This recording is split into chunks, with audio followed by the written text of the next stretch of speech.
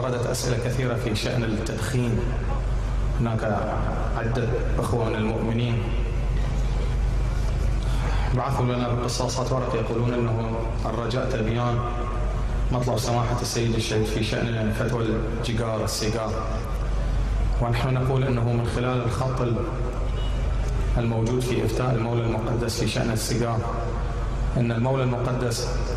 عليه أفضل الصلاة والرحمة لم يعتبرها من الدخان الغليظ المفطر، وبالتالي جائز في نهار شهر رمضان أن يشربها، أو ما أعرف شو يعبرون المدخنين، يستطيع أن يتناولها بطبيعة الحال. فلذلك السيد الشهيد عدها، وكذلك هذه الفتوى ليست فقط للسيد الشهيد وإنما كذلك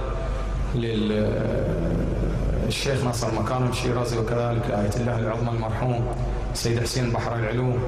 وكذلك للسيد محسن الحمامي آية الله العظمى السيد محسن الحمامي، وكثير من العلماء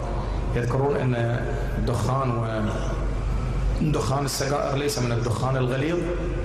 وبالتالي يمكن تناوله في نهار شهر رمضان ولا يعد من المفطرات.